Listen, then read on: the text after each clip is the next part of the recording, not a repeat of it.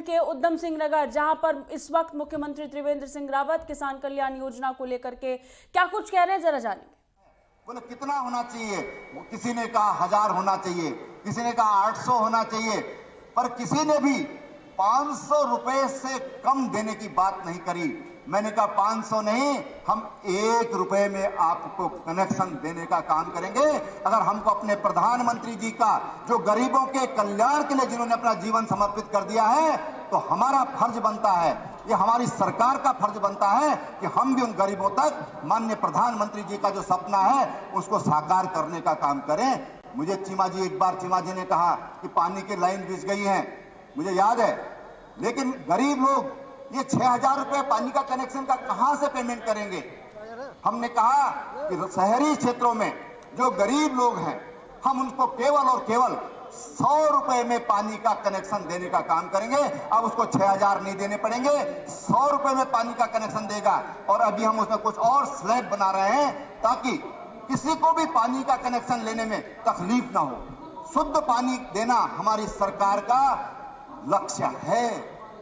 हम शुद्ध पानी देना चाहते हैं, हम पानी की मात्रा बढ़ाना चाहते हैं। अभी 40 लीटर के हिसाब से गांव में पानी मिलता है, हम इसको 55 लीटर करने जा रहे हैं। हम पानी उनको शुद्ध पेयजल मिले, 3 फेज का वर्क है, ये तीन फेज का ये कार्यक्रम है। पहले हम कनेक्शन देंगे, दूसरे फेज में हम पानी की मात्रा बढ़ाने का काम करेंगे। ये कुछ दिन बाद हमारे पत्रकार मित्र हैं, हमारे विपक्षी लोग हैं, इस पर हल्ला सवाल उठा सकते हैं। इसलिए मैं स्पष्ट कर रहा हूं, पहला काम कनेक्शन देने का, कि हर घर का अपना नल हो जाए। दूसरा काम, अगर पानी वहां पर पर्याप्त नहीं है तो उसकी पानी की मात्रा बढ़ाना।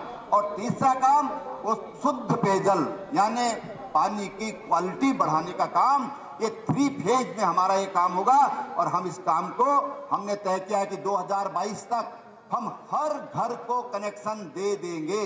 2024 की इंतजारी नहीं करेंगे, 2022 तक हम हर घर को कनेक्शन दे देंगे। और ये जो नवंबर माह चल रहा है, अगला माह दिसंबर है, देहरादून और बागेश्वर को हमने दिसंबर मास तक लक्ष्य तय किया हुआ है कि दिसंबर मास तक इन 2 दिनों में हम हर घर को कनेक्शन देने का काम कर देंगे। उनका अपना नल होगा।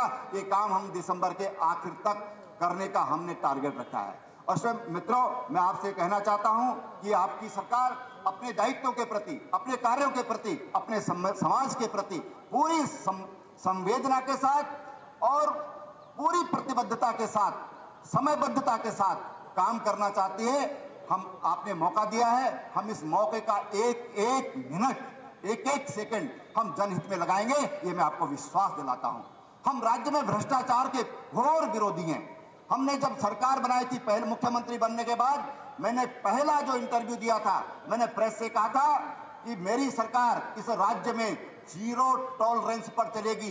भ्रष्टाचार के खिलाफ धर्म युद्ध के रूप में हम इसके खिलाफ लड़ाई लड़ेंगे। और इसकी लड़ाई हमने सबसे पहले जो कार्रवाई की, इसी उधम सिंह नगर जिले से हमने इसकी शुरुआत की। मुझे पता है कि हमारे कुछ स्थानीय लोग भी इसमें प्रभावित हुए हैं, लेकिन नहीं, अगर धर्म युद्ध है तो फिर इसकी परवाह नहीं करनी होगी। हमको व्यापक हित में काम करने होंगे। 200 करोड़ से अधिक की इसमें गड़बड़ी हुई है। हमने कहा हम इसको बर्दाश्त नहीं करेंगे।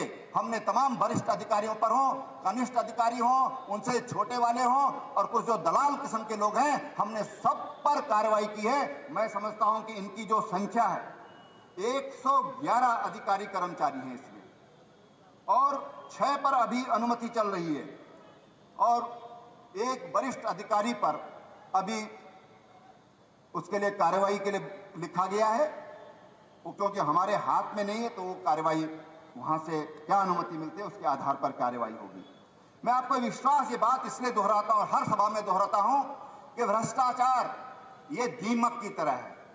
जैसे दीमक अंदर अंदर से खोखला कर देती है, ये भ्रष्टाचार भी वही काम करता है। और हम इस भ्रष्टाचारी रूपी दीमक को समाप्त करने के लिए पूरी प्रतिबद्धता के लिए पहले दिन से, और जिस दिन तक इस राज्य की बागडोर त्रिवेंद्र सिंह रावत के हाथ में रहेगी, उस दिन तक हमारा अभियान जारी रहेगा।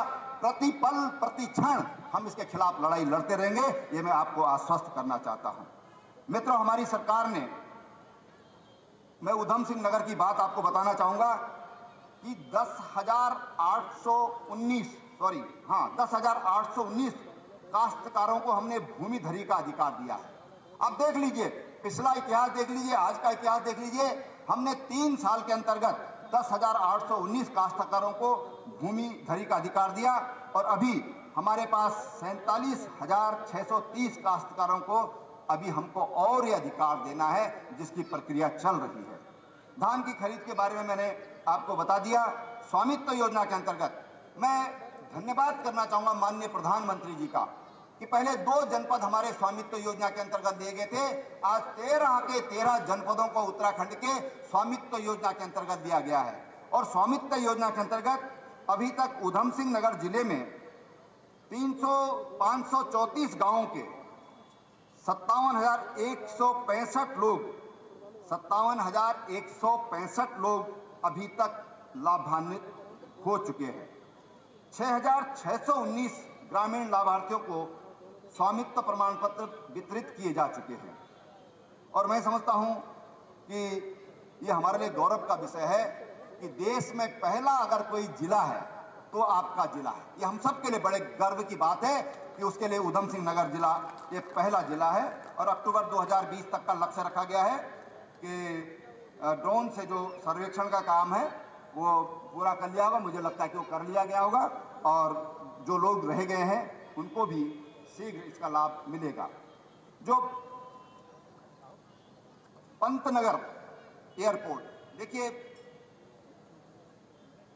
हम अगर आज दुनिया बहुत छोटी हो गई है, बहुत छोटी हो गई है। जो हमारी यातायात व्यवस्था है, चाहे वायु सेवा हो, चाहे रेल की सेवा हो, सड़क परिवहन हो, उसने दुनिया को बहुत छोटा कर दिया है। ये जो मोबाइल की सर्विस है, इंटरनेट है, इसने आज दुनिया को बिल्कुल बहुत छोटा कर दिया है। हम अमेरिका में बैठे हुए व्यक्ति से ऐसे बात करते हैं जैसे हमारे पड़ोस में बैठा हुआ हो। और कुछ ही क्षणों में हमारा फोन यहाँ से दुनिया के किसी भी कोने में मिल जाता है। समुद्र में कोई अगर जहाज में यात्रा कर रहा है तो उससे हम बातचीत कर सकते हैं, उससे हम वीडियो कॉन्फ्रेंसिंग के माध्यम से उससे हम अपना संपर्क स्थापित कर सकते हैं।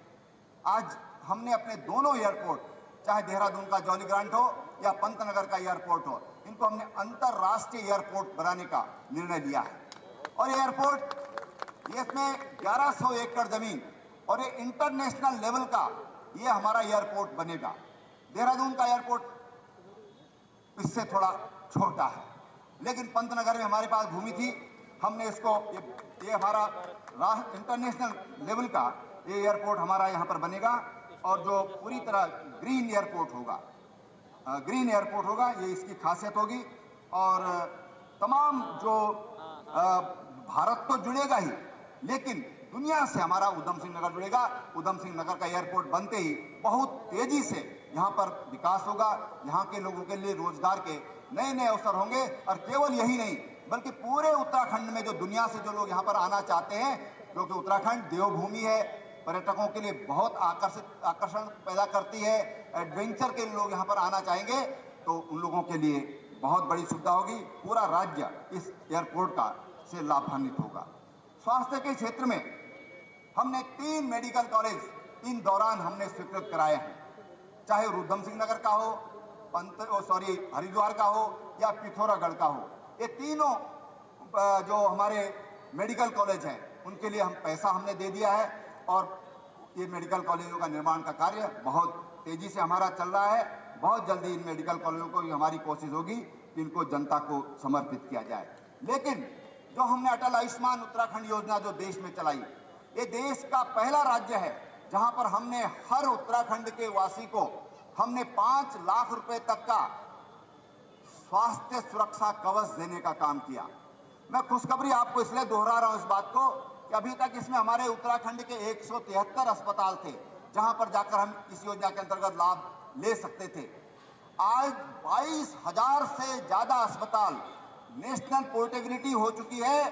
देश के जो 22,000 से अधिक अस्पताल जो सूचीबद्ध हैं, आज उत्तराखंड का वासी उसके पास अपना गोल्डन कार्ड होना चाहिए।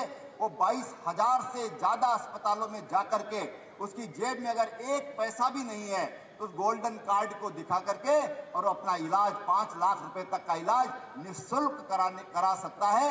हमने इसको आज पूरा अखिल भारतीय स्तर पर इसको आज अनुमति प्रदान की है। मैं समझता हूं कि ये देश की अपने आप में एक अभिनव योजना है। आज आप उधम सिंह नगर के किसी अस्पताल में जाइए, जितने भी पीएचसी हैं, मैं आज आपको विश्वास के साथ कह सकता हूं, और आप लोग भी जाएंगे तो आप देखेंगे कि आज वहां पर कितनी बेहतरीन सुविधाएं देने में हम लोग कामयाब हुए हैं। 1024 डॉक्टर थे हमारे पास, आज हमारे पास 2400 डॉक्टर हैं। 720 डॉक्टर्स की भर्ती की प्रक्रिया आजकल चल रही है। 1000 नर्सों की भर्ती की प्रक्रिया, हमने उसके लिए एजेंसी परसों ही निर्णय लिया कि एक एजेंसी के द्वारा उनकी भर्ती की जाएगी।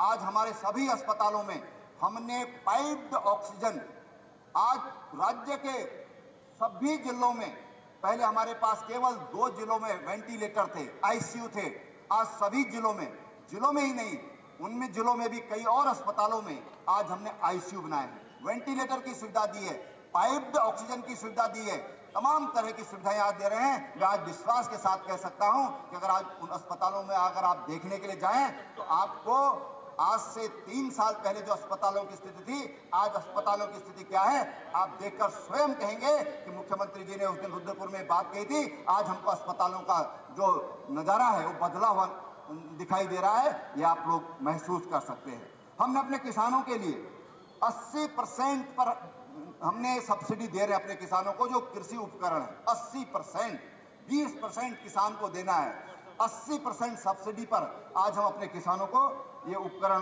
देने का काम आज हम कर रहे हैं। मैं बहनों भाइयों आपसे बताना चाहता हूं कि हमने सिर्फ यही नहीं किया, हमारे वन निगम के चेयरमैन यही उधम सिंह नगर के हैं सुरेश परिहार जी, इन्होंने जो गरीब लोग हैं, जो बीपीएल श्रेणी के लोग हैं, कई बार घर में मौत हो जाती है, होना ही एक मौत तो स्वाभाविक है, होना है, एक दिन सबकी मौत होनी है, लेकिन इन्होंने उन गरीबों की चिंता करी, गरीबों की चिंता करी। अगर बीपीएल श्रेणी का है तो उनके लिए 4.5 कुंतल लकड़ी ये फ्री देने का काम, अगर निःशुल्क देने का काम किया है कि आपके उधम सिंह नगर के एक लाल ने, सुरेश परिहार ने इसकी शुरुआत की है। अगर किसी ने जला दिया, उसको पता नहीं था कि वो वहां से फ्री ले सकता है, तो वो उसका बिल दे करके और वो पैसा वापस लेने का काम वन निगम के माध्यम से कर सकता है। मैं इसके लिए सुरेश परिहार जी को बहुत बधाई देता हूं कि आपने गरीबों के लिए जो सरकार की सोच है, तो आपने उस दिशा में एक कदम और आगे बढ़ करके काम किया है। इसके लिए मैं आपको बहुत बहुत धन्यवाद देता हूं। अंत में मैं अपने सभी जो आज जिनके योगदान से आज का ये बहुत ही बेहतरीन कार्यक्रम यहाँ पर जनता को समर्पित किया गया है, उसमें जो सभी सहयोगी हैं उनका मैं बहुत बहुत आभार प्रकट करता हूं।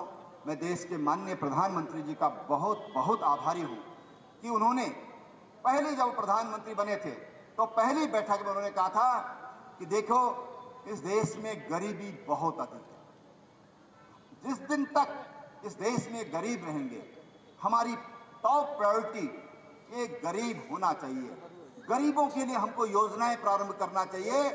आज उस दिशा में हम बढ़ रहे हैं, लगातार प्रधानमंत्री जी उसके लिए मॉनिटरिंग करते हैं, हम लोगों से फोन पर बातचीत करते हैं, वीडियो कॉन्फ्रेंसिंग के माध्यम से बातचीत करते हैं।